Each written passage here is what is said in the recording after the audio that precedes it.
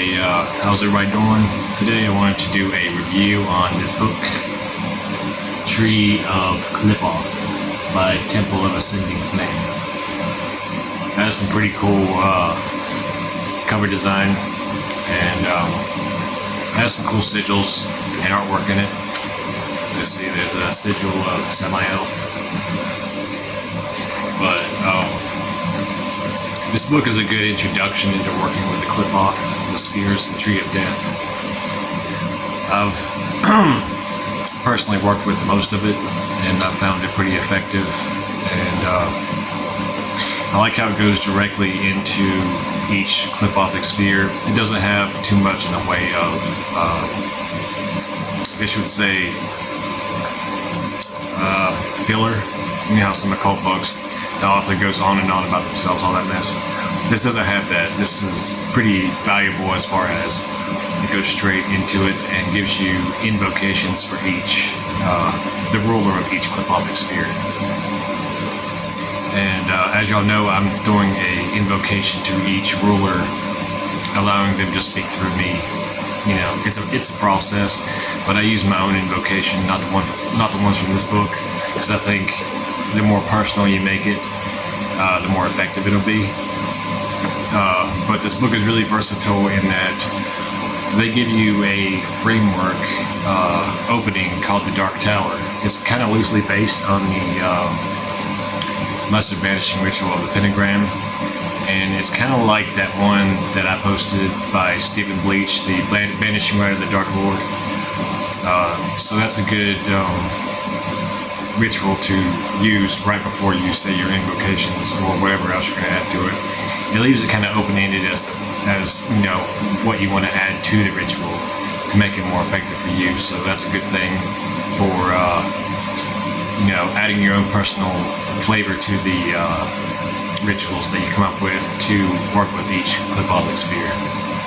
So the invocations are great. Most of them seem to come from Reverend Bill Dubendak, I think his name is. And Asenath Mason has a few of her own rituals, invocations in there. A lot of the sigils come from her.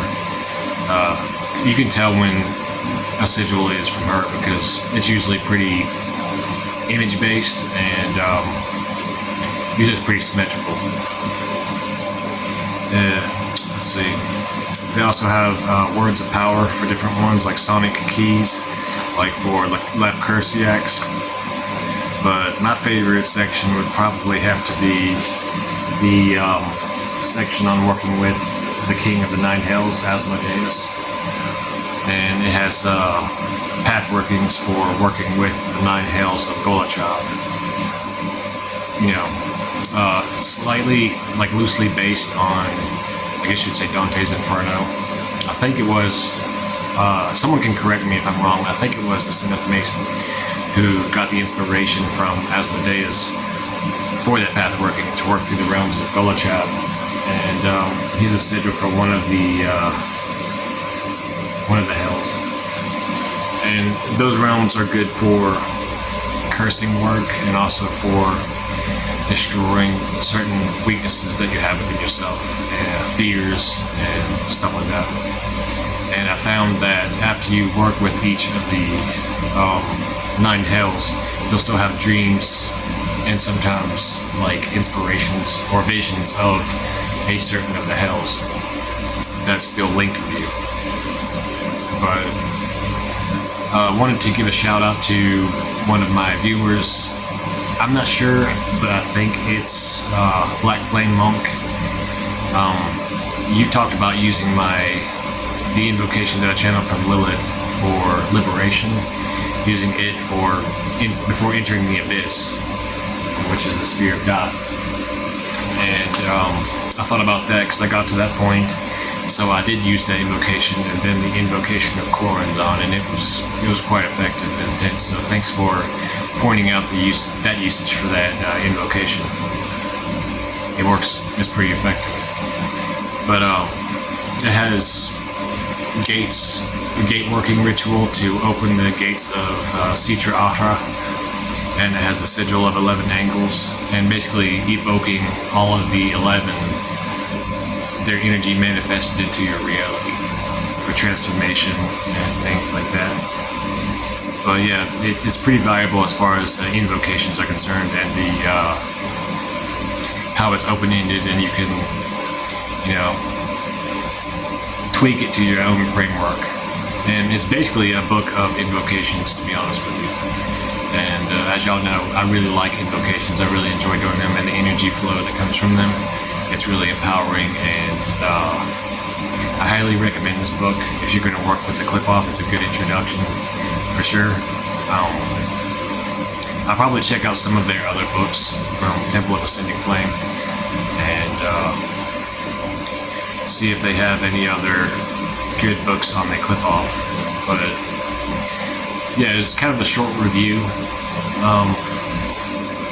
Some experiences I've had with the book is strange dreams, different energy shifts, like my personality would shift, and I would be forced to face things that I wouldn't even want to think about or deal with within myself that would come to the surface, and it would be something that I had to deal with. And it was an empowering process, but it was also a really painful process in some parts, because it literally tears down the foundation of your existence, and then you have to rebuild it from the abyss, basically. And I'm still in the process of it, but so far it's been really life-changing, really eye-opening as far as what I needed to work on, the things I needed to change, and the initiations I had to go through to get to where I wanted to be, because where I was at before that, I really did not like, and I did not like who I was and who I was becoming. So at the end of last year, like I said, you know, I got sober. I had a near-death experience because, you know, I was up to a lot of alcohol a day, and I went through severe withdrawals, ended up in the hospital. But I'm about 10 months sober now, and I've been hitting the gym regularly and just trying to delete everything from my life that is causing, you know, any kind of weakness within myself. And it's definitely been a process working with this and working with Lilith closely on the grimoire that I'm working for, that I'm writing for her, and that is complete. But yeah, it's definitely been a journey of self-transformation. And I think it's something that is cyclical. Like, you'll go through the tree of death over and over again through different periods of your life, having different initiations, you know, new awareness.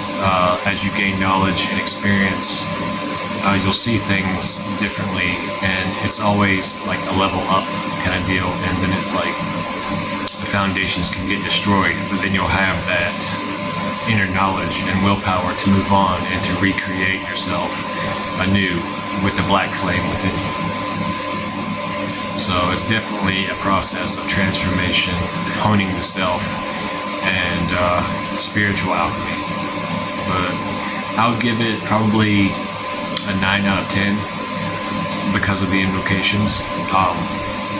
There was one discrepancy, I would say, in the Dark Tower ritual, where it seemed like they were in a rush to type it out, and they put, because at one point you invoke Belial to the north, but then it says, on my right hand, or Hail Belial, on my right hand, behold the forces of water.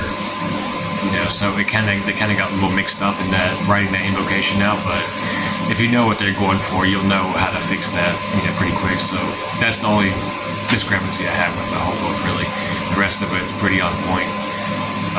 But yeah, 9 out of 10 stars. Definitely recommend if you decide to work with the Qliphoth. But 200 subscribers. I thank y'all for viewing my videos. I'm going to try to upload more and start maybe a course on evocation, and that's going to be quite a challenge to film, I believe. And it'll have several parts to it, sort of like my vampirism sections have a lot of parts to it. Evocation it's a really deep topic.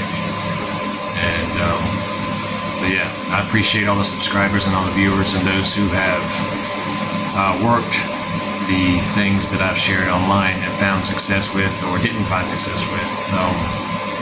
I'm glad that y'all decided to try these things out, because I try to teach what I've experienced firsthand, and some things may work for you, some things may not work for you, but you might get inspired to try some things on your own. But yeah, I hope you are well. Hail Lilith.